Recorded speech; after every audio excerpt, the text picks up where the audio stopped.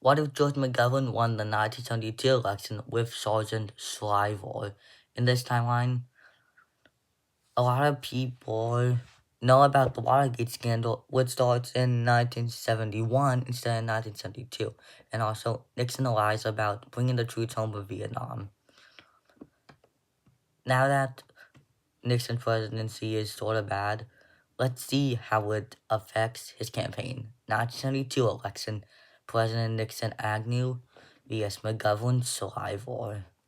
George McGovern wins 1972 overwhelmingly with 309 electoral votes to 209. By a level, George McGovern would have a bad time at the start. Inflation would go up, and he would kind of have the same problems as Gerald Ford. But he was able to withdraw all the troops from Vietnam, and there'd be no Watergate scandal in this timeline. And inflation would dramatically go up. The next year, prices would begin to skyrocket. In 1976, the Republicans nominate Ronald Reagan, the now former governor of California. Reagan would nominate George W. Bush. Let's jump into the 1976 U.S. election. Reagan, Bush vs. McGovern Shriver. Ronald Reagan wins 76 with 505 electoral votes. The reason why McGovern loses is because of having the same problems as Gerald Ford, and also due to the Republicans winning the midterms elections.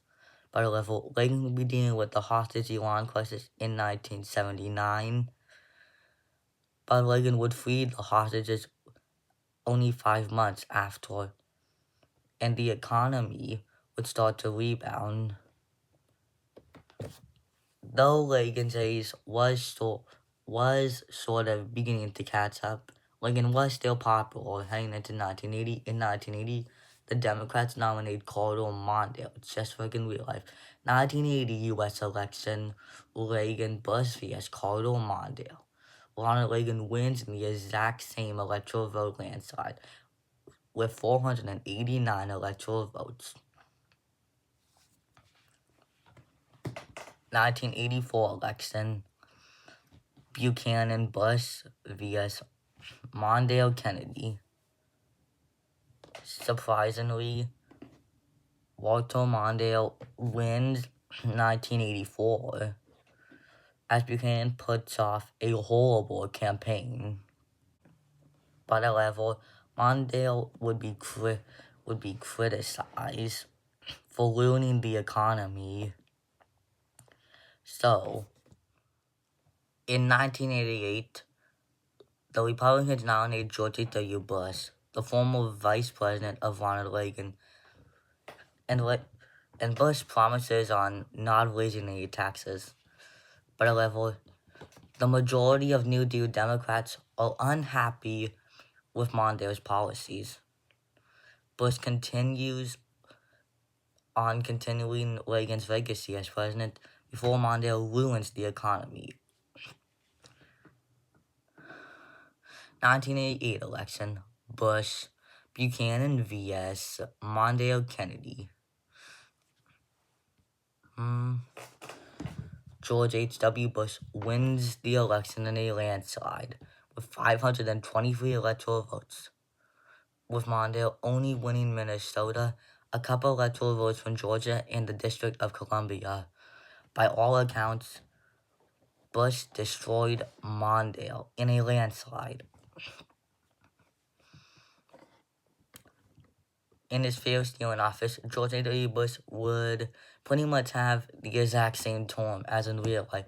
He would be dealing with the Persian Gulf War, facing criticism for not raising taxes, and etc., etc. But he would become very unpopular.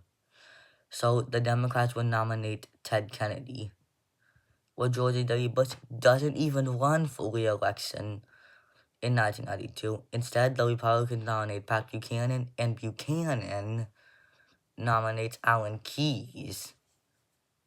1992 election, Buchanan Keyes vs. Kennedy Gore. in Georgia, it's too close to call. At first, it appeared that Kennedy had won the state, which meant that he would have won the entire election. But then some people began calling the state for Buchanan, which meant Buchanan would have won. Who won? But then within a week, Kennedy had a giant lead. So Ted Kennedy won 1992 with 270 electoral votes to Buchanan's 268, being the closest election in this alternate history video. Ted Kennedy would lower taxes, beefing up military spending, and ending the Persian Gulf War. 1996 election, Palau Bush vs. Kennedy, Gore. Ted Kennedy wins re-election with 387 electoral votes. And Kennedy would also continue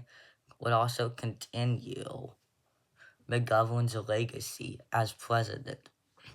And also, Kennedy would also continue lowering taxes and beefing up military spending. He had a high approval rating by the time he reached office, and there would be no Monica Lewinsky scandal in this timeline. In 2000, the Republicans nominate Dick Cheney, while the Democrats go with Al Gore. Dick Cheney nominates George W. Bush. Al Gore nominates possibly someone like Bob Kelly. Let's see what changes in 2000. 2000 U.S. election. Gore, Kelly vs. Cheney, Bush. Al Gore destroys Dick Cheney with 486 electoral votes. In his first year in office, Gore would continue Ted Kennedy's legacy and also beef up military spending, continuing the process of the Kennedy administration. But however, there would be 9/11, and the world would be plunged into chaos after that. Al Gore's approval would drop from 70% to around 50% due to this. But there would be no Iraq war since Osama bin Laden would be hunted down in 2002. 2004 election, Gore, Kelly vs. McCain, Bush. Al Gore wins re-election with the same exact votes, 476 electoral votes. However, the Iraq War would start in 2007. The 2008 recession would play a big role in the Gore presidency. And also, there would be a hurricane in 2006 which would wipe out all of Hawaii and Alaska. In 2008, the Republicans nominate Donald Trump, and Donald Trump nominates Sarah Palin, but the Democrats go with Hillary Clinton, and Hillary Clinton would nominate someone like